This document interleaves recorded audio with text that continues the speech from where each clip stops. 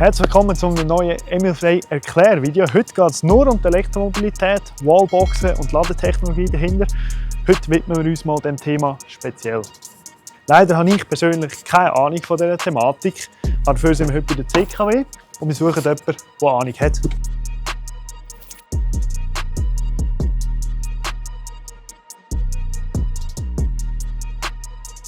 Und für das habe ich den Bruno organisiert.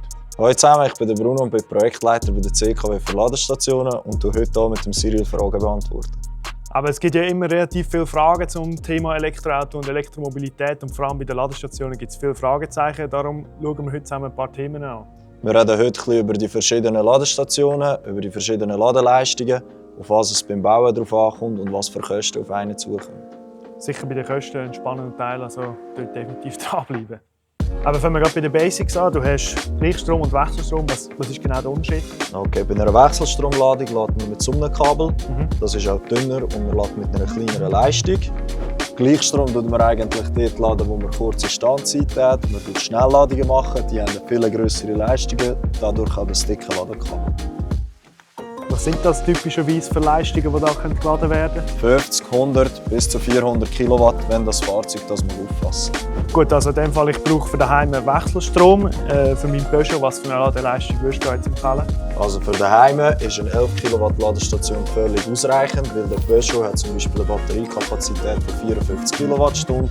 Er steckt am Abend ein, wenn man vom Arbeiten kommt, bis am Morgen ist er voll. Also für mein Peugeot lange in dem Fall eine Wallbox mit 11 Kilowatt Ladeleistung. Gibt es aber auch noch stärkere Wallboxen? Per se können all die Wallboxen 22 Kilowatt rausgeben, wobei wir zwei limitierende Faktoren haben. Erstens das Auto, das Stand heute nur 11 Kilowatt Ladeleistung zulässt. Und zweitens ist noch nicht jeder Hausanschluss ausgeleitet für 22 Kilowatt Ladestation. Also in dem Fall bin ich für die nächsten Jahre gerüstet, wenn ich so eine Art von Wallbox drin habe, wenn das Auto dann plötzlich Technologie drin hat. Ja, weil das Auto steht eigentlich immer über 8 Stunden über die Nacht daheim. Und jetzt so ein Szenario, ich habe ein Eigenheim, ich habe ein Haus, neu installierte PV-Anlage, kann ich dann auch mein Auto damit laden? Und wie funktioniert das genau?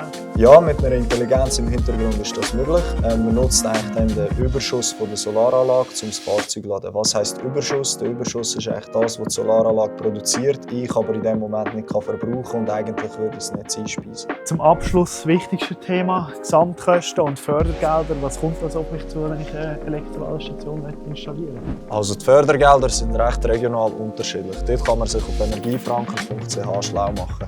Zu den Gesamtkosten unterscheiden wir immer von Einfamilienhaus zu Mehrfamilienhaus. In einem Einfamilienhaus kann man etwa davon ausgehen, dass eine Ladestation 2'500 Franken kostet. Bei einem Mehrfamilienhaus haben wir die Grundinfrastruktur, die von der Allgemeinheit getragen wird. Und nachher kann man etwa mit ab 2000 Franken pro installiertem Ladepunkt rechnen. Okay, also die Kosten sind irgendwo durch überschaubar. Ja, und für ein konkretes Angebot kann man sich immer noch bei uns von der CKW melden. Gut, perfekt. Das war zu dem spannenden Thema Elektromobilität. Danke vielmals Bruno und CKW für das Beantworten von unseren Fragen. Wenn es noch mehr Fragen von eurer Seite gibt, schreibt es unbedingt in die Kommentare. Die CKW beantwortet euch die oder schaut unter ckw.ch/emobility. Also abonniert unseren Kanal, abonniert den CKW-Kanal und schaut nächste Woche wieder vorbei für ein neues Video auf dem Emil-Frey YouTube-Kanal.